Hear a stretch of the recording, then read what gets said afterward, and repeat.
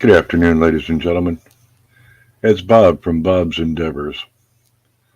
Um, I want to reach out to you all and just say thank you for being in my life.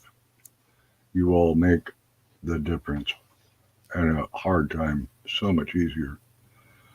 I want to come clean and I want to fill you in on a lot of things that have been going on with me since I've lost touch with many of you. Number one, I have a beeper going off in the microwave, so just ignore it. um, I was diagnosed with stage four uh, prostate cancer. Now, how did I know that I had prostate cancer? Let me tell you the story. I was in the process of making love to someone, and everything went real quick. And that was absolutely embarrassing to no extent. And thank God that young lady is a nurse because she understood what was going on, encouraged me to go to the doctor, which I did. Talked to the doctors about it. They said, yeah, well, it could be this, could be that. I'll send you over to urinary. Um, they ran their little test and drew blood and did everything else. And come to find out, my PSA count, which is the number for prostate, don't ask what the other word is because I couldn't begin to tell you, was through the roof. It was 0.45. A normal reading would be point 1 or 2 up to 0.05. You know, my doctor did a backflip when he saw that. So, at which point we scheduled a biopsy. The biopsy went really well, um, other than being uncomfortable. But it did come back with, the notice that I did have the the cancer. It came back positive. So radiation was scheduled 5 weeks later, 6 weeks later. That's all done. By now, I am absolutely drained. I feel like crap. My mental health is in the dump, and I'm taking it out on people I live with. And for that, I absolutely apologize to them. But things happen for a reason. You know, it is what it is, as sad as that is. So, I ended up doing medication afterwards and realized that I could no longer do the job that I had been doing for 12 years working for True Green. I could barely walk to the store. I could barely lift anything with weight, let alone trying to stay awake during the day with these meds. Out of 8 meds, 6 caused drowsiness. So I told my boss there's no way I can come back. I'm done. I'm done. I don't know what I'm going to do, but I'm done. So we filed for early retirement through Social Security and was granted that. So I had that income, plus I had the VA income. Thank God I did. Because it gave us a stable amount of money to work with monthly. And things got said, anger became an issue on my part, and I needed to go. I needed to go. I did not want to be the problem that people were having. Could have sworn somebody walked behind me there. And the crux that people were having and arguments being started. It wasn't fair to them. Definitely it wasn't fair to me. So I stood up for myself. I said, that's it. I'm done. I'm walking out. I'm leaving everything behind, taking what I can, and I'm leaving. And I moved into a friend's house. Stayed there for 2 months, 3 months. I forgot how long. But in the process of doing that, it allowed me to get my head straight, to calm down, to forgive, work through it, accept it, and move past it.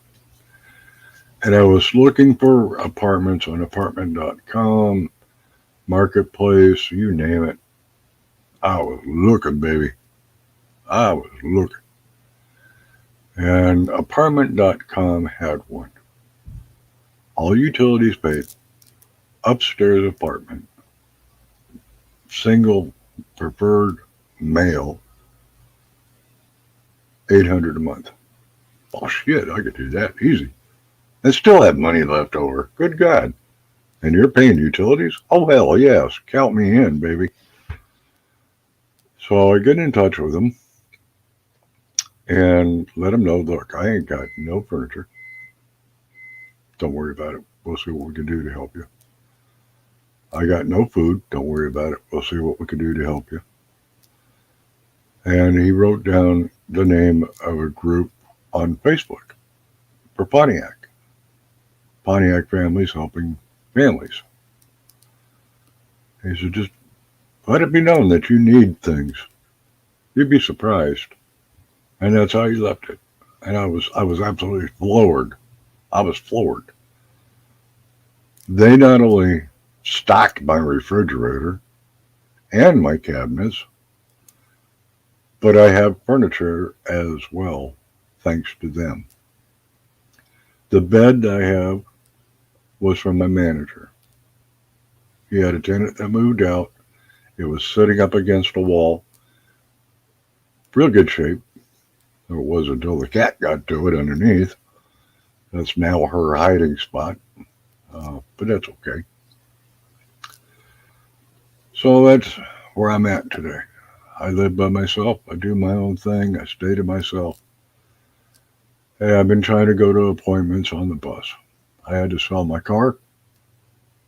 We won't say why. Rather than getting it fixed. It was nickel and diming me, to be honest with you. Because of the Alzheimer's and everything else, and the meds, I made the decision, let it go. Let it go. Because I can't guarantee that I'm going to be a safe driver. You know, out of 8 pills I take, 6 of them cause drowsiness. So I got rid of the car, got a hold of my boss, quit my job, and explained it to him, and he agreed. He goes, yeah, that's probably the best decision. You're 64, you can, or I'm sorry, 62, you can apply for retirement through Social Security, and that'll give you a good income. Like, oh shit, forgot all about that. So immediately I applied, was granted, and that kept us afloat. Paid off a lot of bills and got things done around the house with the person I lived with up until everything became chaotic. I found out that moving here, I still had money at the end of the month, whereas before I didn't. Which reminded me that I'm on my own. I am responsible. I can, by the grace of God, pay my own way. And damn it, I don't have to pick up a drink or a drug to do it, other than what's prescribed. But it gave me courage. It gave me hope. By the grace of God, I am here today doing what I'm doing each and every day because of the 12-step program.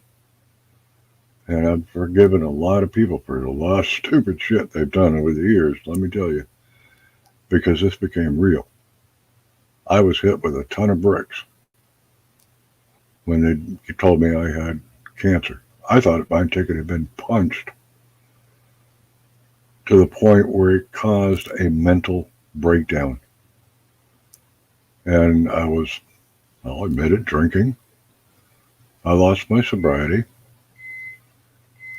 and chambered around. My gun was in my box, but it had the clip in it, and there was a round in the chamber that I totally forgot. And being half-wit didn't help. Went to pull the gun, popped the clip out, and next thing I know, my finger's on the trigger, and I'm pointing downward. Where am I? Pointing downward at the mattress.